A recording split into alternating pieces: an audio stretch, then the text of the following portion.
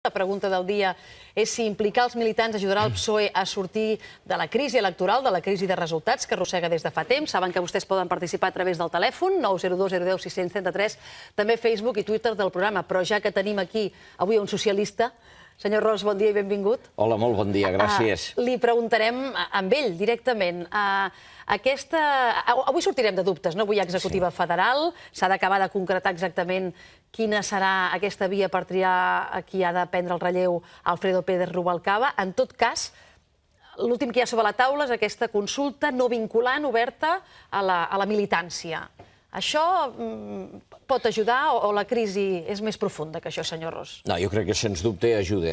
Jo crec que elegir un secretari general o un primer secretari d'un partit s'ha de donar la veu a tots els militants, de la mateixa manera que per triar candidats a eleccions crec que s'ha d'anar, i el nostre partit ja ho hem començat a fer, a processos de primàries obert als ciutadans, al conjunt dels ciutadans. Jo crec que deixar participar, obrir les vies democràtiques a la participació és positiu sempre. Votar sempre és positiu. Però primàries obertes a ciutadania per triar secretari general, com també s'ha lligat, això no. No, això no. Això també hi ha gent que ho defensa. No, jo crec que els primers secretaris generals d'un partit els han de triar al conjunt dels militants. És un salt, perquè fins ara ho triàvem els delegats en un congrés. No, jo crec que ha de ser, i al passat Congrés Socialista a Catalunya ho vam demanar ja, ho han de votar tots els militants. Per tant, punt, els militants per un secretari general o per una secretària general i triar candidats a eleccions, això sí, obert a tots els ciutadans que se senten vinculats a aquell projecte. I vostè creu que s'hauria d'haver avançat aquestes primàries que estaven previstes pel novembre abans justament d'aquest congrés? Hi ha hagut un cert debat sobre si l'ordre del factor alterava el producte entre primàries per candidat i congrés per secretari general. Creu que això... Jo aquí respecto el que en Pere Rubalcaba ha decidit. Ell ha considerat que calia fer aquest congrés extraordinari i, per tant, i deixar-ho ell com a secretari general l'he de respectar perquè, en tot cas, no hipoteca el procés de primàries que per mi ha de ser obert a la societat que s'ha de fer. Crec que l'ordre, des d'aquest punt de vista, no és estrictament rellevant i ha de respectar el que en Rubalcaba ha fet. Sense Pérez Rubalcaba al capdavant del PSOE, senyor Ros, què perd el PSC? Bueno, en Pere Rubalcaba jo crec que va, entre cometes, comprar algo que, per altra banda, històricament el PSOE havia reconegut, com era el model federal. Faltaven molts passos a fer. La declaració de Granada famosa és un avenç i, per tant, està en l'actiu d'en Rubalcaba acceptar aquest pas que va ser la declaració de Granada. Crec que ho vaig dir en el seu moment, em sembla aquí mateix, que el tema ha de passar també per reconèixer la plurinacionalitat de l'Estat, jo crec que això és fonamental, i per reconèixer el dret a la consulta, el dret a decidir dels catalans. Crec que són dos elements que caldria afegir en un futur a la declaració de Granada, que incorpora clarament una reforma constitucional, però és un actiu de Pere Rubalcaba al anar cap a proposar en el conjunt de l'Estat un model federal i una reforma constitucional. I jo espero que el proper secretari o secretària general doncs vagi amb aquesta línia encara amb més força. Aquest és el paper del PSC. Sigui qui sigui el secretari general del PSOE, nosaltres defensar sempre els interessos majoritaris dels catalans. I si, tal com s'apunta, qui guanya o qui està més ben posicionat és la Federació Andalusa i, per tant, la senyora Susana Díez, creu que aquesta és la direcció, reconèixer la plurinacionalitat de l'Estat i incloure el dret a decidir?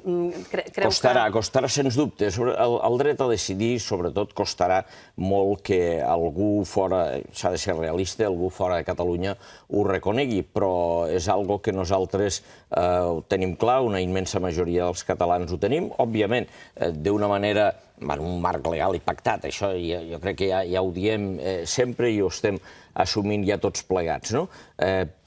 Caldrà que qui sigui secretari general del PSOE, doncs des d'aquí fem la pedagogia i la pressió, les dues coses, la pedagogia i la pressió suficient perquè s'acceptin aquests dos conceptes, per mi, bàsics. El model estatal basat en la Constitució de l'Estat de les Autonomies crec que és algo que està molt consolidat, que és un model superat.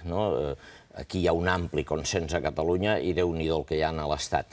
Cal buscar nous models. Alguns opten pel model d'independència, altres opten per terceres vies, però en tot cas el model està superat. Vostè opta per la tercera via? Clarament, des del principi que nosaltres estem dient, i en particular jo estic defensant un model en el qual hi hagi una equitat fiscal en Catalunya, hi hagi un reconeixement a la nostra, als nostres drets lingüístics i culturals, un respecte i, evidentment, un reconeixement del dret a decidir. Crec que les terceres vies, i en aquest cas és el que al final acabarà funcionant, el que passa, deixeu-me dir, que la tercera via es legitima per la consulta. No exclou una cosa a l'altra, al revés. La gran legitimitat de la tercera via és que es reconegui el dret a consulta.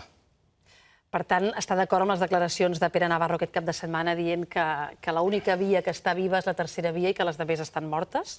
No, mortes no hi ha cap via morta des del punt de vista de que en democràcia es poden defensar totes les idees, no? Podem compartir-les, no? Però s'han de defensar, s'han de poder defensar totes en un marc democràtic, no? I és evident que a Catalunya hi ha un sentiment que ha anat creixent, hi ha un percentatge, hi ha un sentiment molt majoritari, que és el del dret a decidir, i hi ha també un percentatge alt de ciutadans que optarien per la independència, com hi ha un percentatge alt de ciutadans que podríem qualificar d'immobilistes, no? És obvi que molts optem per aquesta via de respecte institucional, cultural, lingüístic i equitat fiscal. I això, ni diem model federal, confederal, etc. És una tercera via, no? Jo crec, sincerament, que si a Madrid haguessin dedicat una part del temps que han dedicat a veure mecanismes legals per oposar-se a la consulta, etc., els haguessin dedicat a veure per què un percentatge alt de catalans volen trencar la relació amb Espanya, aniríem bastant bé.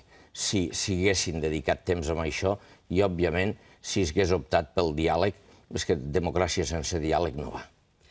Com començar parlant del PSOE, però també li volia preguntar, senyor Ros, si vostè ha participat ja d'aquesta ronda de converses que Pere Navarro ha engegat per reforçar el projecte del partit, que també ha de desembocar en un Consell Nacional. S'hi ha reunit vostè amb Pere Navarro? No, encara. La darrera vegada que vaig reunir deu fer de l'ordre d'un mes aproximadament, però no, amb aquesta ronda, que em sembla molt bé, que ell ha anunciat i que està fent, em consta que amb diputats, sobretot, ja hi ha parlat. No, encara no. Jo soc el primer secretari de la Federació de les Terres de Lleida i va dir que es veuria amb els primers secretaris de federacions i no, encara no ens hem vist. Què li dirà quan el vegi, senyor Ros? Que s'ha de fer una reflexió profunda, que s'han de fer canvis en l'orientació política estratègica del partit. Li diré, doncs, amb més detall el mateix que vaig dir a la Comissió Executiva Nacional darrere que vam fer, que era optar per un procés de reflexió prou ben fet, formalitzat, amb canvis, que el tema no és només de no saber-nos explicar, sinó que hi ha canvis que hem de fer. A més d'explicar-los bé, hi ha canvis que hem de fer. Bueno, hem de ser clarament uns defensors de l'exercici del dret a una consulta, uns defensors clars d'aquest dret, en un marc, com sempre diem, legal i pactat. És que sense diàleg i pacte, insisteixo, no hi ha política en un marc democràtic, no? Clarament defensors d'aquest dret, hem de representar i ser coherents amb la política econòmica i social del nostre país, sent un referent pels ciutadans que més pateixen. El projecte, diguem-ne, nacional o identitari, separat del projecte econòmic i social, no té cap sentit, no condueix enlloc. Per tant, nosaltres hem de tornar a tenir la credibilitat per ser aquest referent. Tan important és el tema identitari nacional, el desenvolupament nacional del nostre país, les nostres aspiracions com a tal, com les aspiracions en matèria econòmica i social. I, lògicament, ens hem de reposicionar aquí. Això vol dir que vostès i els resultats electorals, interpretin vostè quina lectura en fa, el càstig que fa l'electorat al Partit dels Socialistes de Catalunya és perquè no se'l percep com un defensor clar del dret a decidir? És una de les components i tampoc se'ns ha percebut. En definitiva, un càstig electoral sempre va lligat al concepte de credibilitat, crec. I si es fixa la suma d'opcions d'Esquerra en aquest país, doncs ha augmentat en el sentit de que ara hi ha una pluralitat de partits i opcions que podem qualificar d'Esquerra. Nosaltres, aquest paper d'Esquerra hegemònica, troncal, central, doncs és el que s'ha posat en qüestió amb aquestes europees i es va començar a posar en qüestió en les eleccions del Parlament de Catalunya. Doncs aquest és l'espai que hem de recuperar. Miri, un país, sigui com sigui, sigui independent, estigui federat, estigui confederat amb un altre, sigui autonòmic, necessitarà sempre una opció socialdemòcrata, sempre. Aquesta és l'opció que nosaltres hem defensat, la que ha portat, jo crec, estat del benestar a aquest país i és la que hem de recuperar. I amb el PSC actualment, amb el PSC que tenim actualment, senyor Ros, es pot ser uns clars defensors del dret a decidir sense partir-lo, aquest partit? Hem d'intentar que això sigui així, hem de treballar-hi. Jo hi treballaré per descomptat en aquest sentit i treballaré ampliant la base social del nostre partit. Quan des dels sectors crítics llancem una iniciativa com un moviment en l'entorn, doncs, l'altre dia hi érem d'agrupament, Avancem, etc., i altres companys no vinculats a cap dels dos, el que estem volent és enxamplar la base social, enxamplar que en el projecte troncal socialdemòcrata del país s'hi puguin posar militants socialistes, com és el meu cas, simpatitzants, persones que van ser socialistes militants i ara no ho són, és a dir, que hi capiguem amb un projecte troncal que no està competint, aquest és un element clau, amb el PSC com a tal, sinó que vol enxamplar la seva base social. Aquesta és la base del moviment i que, en particular, un moment d'acció política que ha de tenir immediat és poder presentar-se a les eleccions municipals doncs allà on, pobles on hi ha majories que poden ser d'esquerres i que se sentirien més còmodes presentant-se en un moviment d'aquest tipus. Però aleshores sí que competeixen amb el PSC. No té per què. Jo crec que és un tema de protocol, un tema de fer bé les coses. Això vol dir on no hi hagi... Doncs posi el seu cas. No, li poso el meu cas de Lleida. Jo a Lleida em presentaré com a candidat del PSC.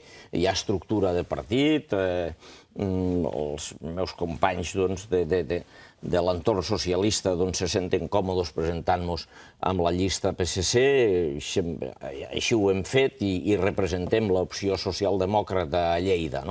Hi ha llocs que això no és així, hi ha llocs on teníem ajuntaments liderats, presidits per un socialista que ha deixat el partit, però que és socialista. S'han donat de baixa els alcaldes de Sant Llorenç d'Hortons, de Navarcles, el portaveu del PSC a Begur, l'alcalde de Vilanova d'Escornalbou ha deixat el càrrec de primer secretari del Baix Camp, l'alcalde de Flix ha deixat els càrrecs. En fi, vol dir que en tots aquests llocs és on podria funcionar aquest agrupament d'electors a les eleccions municipals del 2015? Pot ser, com a mínim la nostra obligació, fixi-us, ho veig com a obligació d'un partit que vol tenir la centralitat de les esquerres, és oferir una alternativa de progrés, una alternativa d'aquest espai progressista a persones com alguns excompanys i companyes que no sentint-se còmodes en el PSC sí que s'ho poden sentir amb un moviment més ampli. Bé, és oferir una alternativa d'esquerres. No ens enganyem, en un poble de 200, 300, 500 o 3.000 habitants no hi ha massa espai polític, és a dir, hi ha gent de dretes i gent d'esquerres.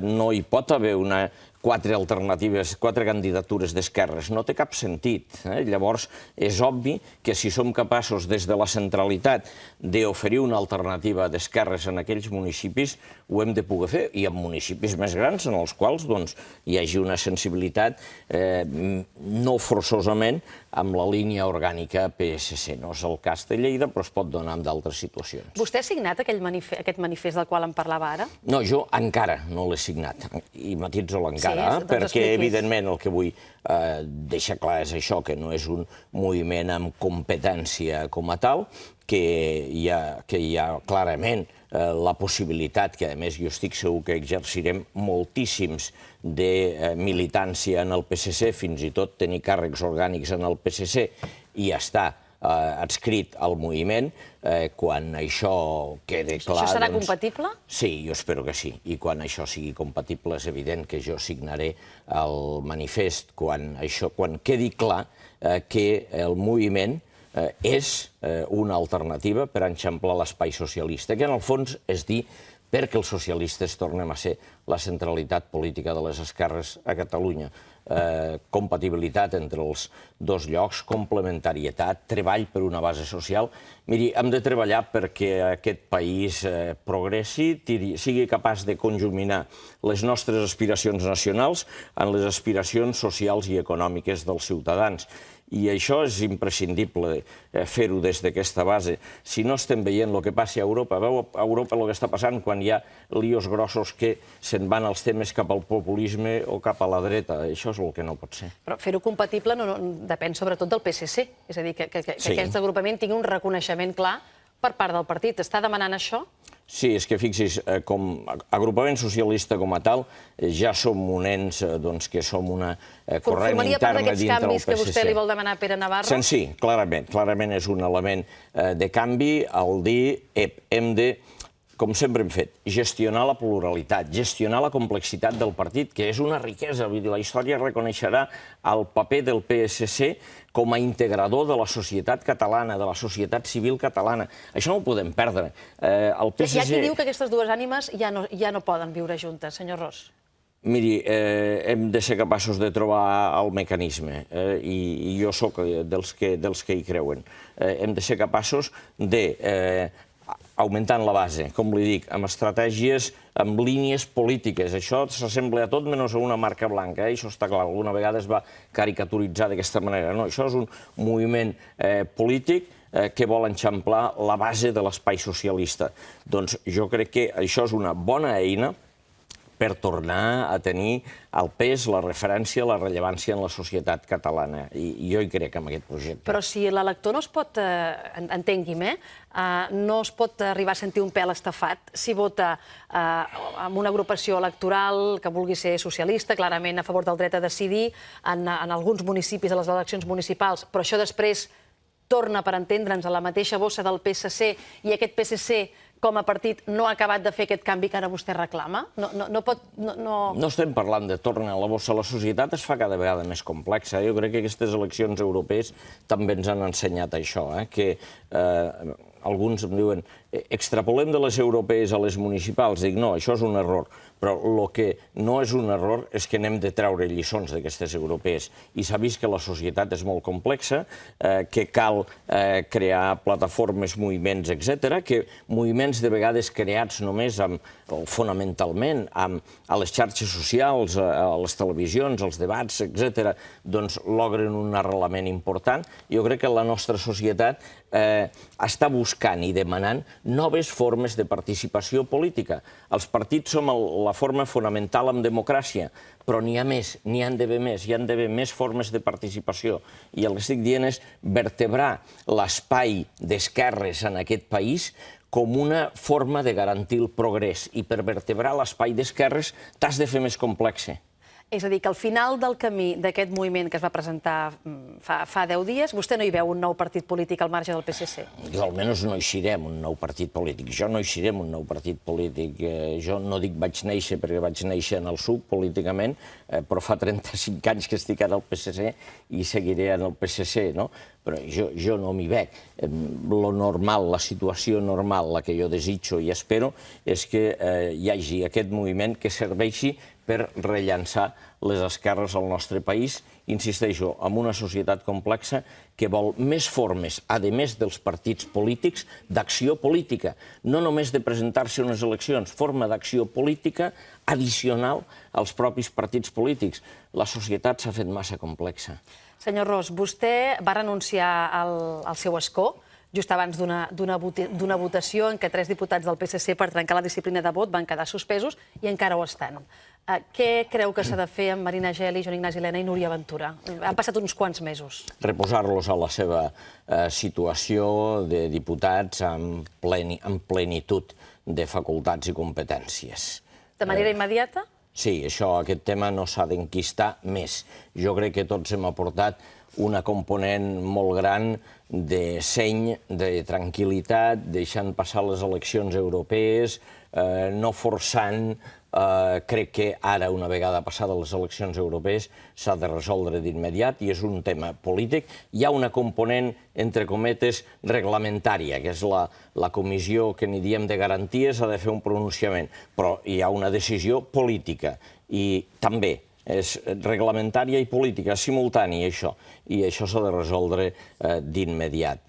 Jo desitjaria que abans del proper Consell Nacional ja es anés a aquest Consell Nacional, que ha de ser no sé quin dia, però bastant immediat, amb una solució. I per mi la solució passa per restablir la funció parlamentària dels 3 companys i companyes. Li ha demanat així a Pere Navarro? Li demanarà ara quan es vegin? Sí, de fet, d'aquest tema amb en Pere i altres membres de la direcció en la qual m'incloc, n'hem parlat i hem dit que ara aquest tema s'ha de resoldre ben aviat i s'ha de resoldre amb el reconeixement a la capacitat, a la dignitat i a la tasca i l'aportació al partit de tots 3 diputats. Hem començat parlant d'Alfredo Pérez Rubalcaba, que plega. Al cap de poques hores va anunciar també que Patxi López es retirava, tot relacionat amb els mals resultats electorals. Vostè creu que Pere Navarro hauria de plegar? Jo crec que no és l'element decisiu per resoldre o no resoldre la crisi. Crec que el tema, com ho hem d'abordar, no és l'estratègia, no és tant prioritzar una dimissió, un congrés extraordinari, no és aquest el tema. Jo crec que és compatible el no anar per aquí. La resolució del conflicte crec que és una revisió del nostre posicionament polític, una revisió a fons, i és per això que a l'executiva vaig proposar aquesta conferència política, que al final no deixa de ser com un congrés, però sense elecció de càrrecs, però amb capacitat de modificar elements bàsics de la nostra línia política. A hores d'ara, el seu posicionament, alcalde, amb el tema de la consulta el 9 de novembre, quin és? Ho dic perquè estem pendents de saber si, quan tirin endavant aquesta llei de consultes, com es configurarà, per exemple, el cens, i de fet vostè va rebre una carta, suposo, com tots els alcaldes de Catalunya, de la vicepresidenta del govern, demanant la seva col·laboració. En aquests moments, si vostè a la Generalitat li demana el cens el padró per poder configurar un cens, què farà l'Ajuntament de Lleida? Molt senzill, miraré si hi ha un marc legal per poder donar aquest cens, per fer aquesta consulta. Els alcaldes i alcaldesses jurem o prometem complir les lleis i fer-les complir. I és evident que hi ha d'haver un marc legal. Entraríem en contradicció amb temes de protecció de la informació, de privacitat de la informació. És massa seriosa la informació també dels ciutadans i la societat cada vegada més n'és més sensible. Per tant, hi ha un marc legal. Escolti, òbviament entregarem, farem arribar a la Generalitat, a qui organitza la consulta, aquestes dades. No hi ha un marc legal, no. El marc legal per vostè és suficient amb la llei de consultes o depèn de si és recorreguda, no és recorreguda? Jo no em sento amb capacitat de fer ara un debat jurídic sobre quin és el marc legal. Jo dic, hi ha d'haver un marc legal que ho permeti. I aquest marc legal tots intuïm que pot ser una llei de consultes, però també tots sabem que aquesta llei de consultes pot ser recorreguda i aquesta llei de consulta recorreguda pot deixar d'estar en vigor o no. Però fixi, estem fent especulació sobre l'especulació, hipòtesi sobre hipòtesi. Jo crec que el tema és clar. Si hi ha un marc legal, és lògic donar tot el recolzament logístic i jurídic a la consulta. Si no hi és, hem de garantir la legalitat que hem de treballar tots, si és que fos il·legal, per canviar. Insisteixo, aquest país ha de votar i li deia abans, fins i tot la tercera via té la seva legitimitat mitjançant una consulta. Per tant, doncs, una consulta necessita un marc legal i dialogat. I on s'hauria d'anar a buscar aquesta legalitat, senyor Ros, per fer aquesta consulta? En la reforma constitucional prèvia? Miri, si es fa una llei de consultes i no és recorreguda i es considera que és constitucional, no hi ha problema com a tal de constitució. És el que demanava Artur Mas fa uns dies, que la toleressin. Si això passa i no es recorre a aquesta llei, doncs resolt, no? Si no, és obvi que el que caldrà és anar a una reforma constitucional i caldrà anar-hi a aquesta reforma, però és que, a part de la consulta, que jo crec que seria l'element més immediat que ho justifica, aquest país, ens li deia, ja qüestiona totalment el model autonòmic, és a dir, s'ha d'anar a una reforma constitucional, jo crec, sí o sí, i això exigeix moltes dosis de política, moltes dosis de diàleg, malauradament amb anys en els quals hi ha una problemàtica i un qüestionament dels estats, s'està fent massa poca política d'estat amb majúscules, no? Em preocupa molt que davant d'un problema així l'Estat no hagi mogut cap fitxa, que pensin encara que deixant passar temps es resoldrà. No, hi ha problemes que sí que es resolen deixant passar temps, no aquest, n'hi ha que s'enquisten o es podreixen. Aquest, per vostè, és dels que s'enquista o es podreix? Sí, clarament. És a dir, el problema, el que històricament s'ha dit, el problema català, doncs en aquest cas, és el problema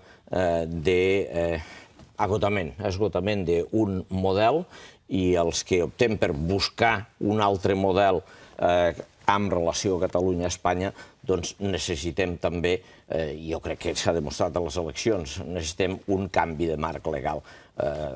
Clarament, la Constitució ha complert el seu paper. Per cert, abans d'acabar, aquestes eleccions europees tampoc van ser bones per vostès a Lleida. No, enlloc no van ser bones. Està inquiet? A Lleida vam baixar una mica menys que la mitjana del país, però és igual, va ser un molt mal resultat dels socialistes arreu, a Catalunya, a Lleida, a Catalunya, a Espanya, i deixeu-m'ho dir, a Europa, no?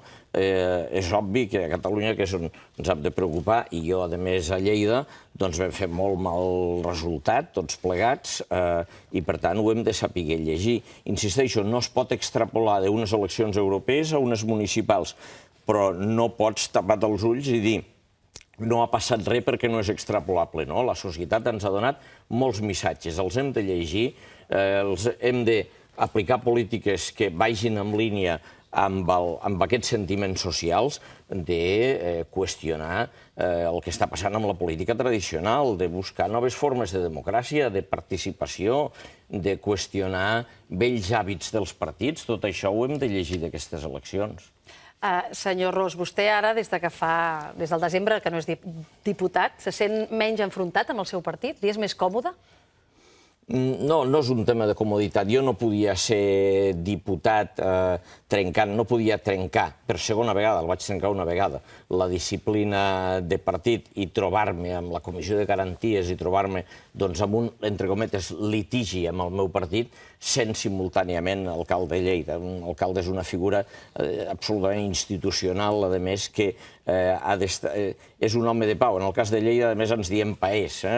Doncs un home de pau, que és el paper d'un alcalde o alcaldessa, no pots estar en una situació de conflicte. Per això vaig renunciar a l'acte de diputat i no és que em trobi més còmode amb el meu partit, però no em trobo amb la contradicció de tenir que vetllar sempre, és la meva obligació, per l'interès de Lleida i estar en contradicció amb un dels principals partits del nostre país. Per tant, doncs, vaig aplicar el que vaig considerar coherent i crec que vaig fer bé. Vostè acaba de dir que no està més còmode en el seu partit, però abans també ens ha dit que no es veu en un nou partit polític que vulgui ocupar l'espai del PSC. On està Àngel Ros? A vegades pot donar la sensació... A reformar des de dins, Jo soc un... Això no és voler estar repicant-se la processó alhora? No, això és ser un reformista i un pactista nat. I això és dir... I si no se'n surten? Mos n'hem de sortir. Política és diàleg i al final mos n'hem de sortir. Com dius, en el congrés passat no mos en vam sortir de tenir un grup parlamentari al congrés. Bé, doncs al proper congrés jo ho tornaré a dir, és a dir, i segur que molts altres companys, i al final mos en sortirem. Reconeixement de la plurinacionalitat de l'Estat i reconeixement del dret a decidir. És obvi que no és immediat, però mos n'hem d'acabar sortint. Hi ha un problema també aquí, i és que s'ha intentat vendre per alguns que això de la independència, per exemple, podia ser immediat, o el canvi de les relacions amb Espanya podia ser immediat. No, en política, que prové de cents d'anys, no hi ha immediatesa. S'ha de dialogar molt. I el model democràcia sense diàleg, ho sento, encara no s'ha inventat aquest model. I és obvi que la immensa culpa de que no hi hagi diàleg no és d'aquí, sinó que és d'un govern del PP que no entén o no vol entendre o mira interessos a curt termini i suposadament defensant l'Estat fa polítiques tot el contrari a polítiques d'estat amb majúscula, però s'ha de dialogar. Per tant, en el partit igual. Jo sóc dels que creuen que hem d'enxamplar la base, que hem de crear moviments, que hem d'atansar el nostre projecte, les esquerres en el nostre país, i això són processos llargs. I no són espais que ja estan ocupats, hores d'ara? Jo crec que no. Jo crec que aquest espai de... Esquerra, Iniciativa... Si m'ho permeten dir en termes més propers al món comercial, marketingià, diria que tant Esquerra com Iniciativa i altres opcions d'esquerres és una estratègia més de nicho, de segment, n'hi diuen en aquest món. L'opció socialista, l'opció socialdemòcrata, és una opció de visió global. I això és el que històricament hem sigut els socialdemòcrates, una opció de progrés assenyada, i no dic que els altres no siguin assenyats, però l'opció per definició que busca el progrés global sensible a la democràcia en un sentit ben ampli. Però els ciutadans amb el seu vot han preferit els nínxols, utilitzant les seves paraules, Sí, és així, és així. A vegades s'ha de parlar en aquests termes, s'ho he introduït. En aquest cas, en un cas de terrible polaritat de la vida política, en un cas de situacions extremes, amb situacions extremes vas a les estratègies de nicho. Nosaltres tenim la visió global, una concepció global d'estat i també d'Europa. En moments d'alta tensió, doncs és evident que aquestes visions cauen. La nostra estratègia ha de ser reposicionar aquesta opció socialdemòcrata, cuidado, i clau, que els ciutadans ens percebin com que és una opció que defensa el benestar dels catalans i les catalanes i les nostres aspiracions nacionals. És clau que tinguem també aquesta percepció. Senyor Ros, gràcies per venir a Matins i per venir-se a comentar tot el que hi ha d'actualitat molt relacionat amb el PSC i amb el PSOE. Que vagi molt bé. Moltes gràcies. Fins una altra. Gràcies i bon dia. Són les 9:08.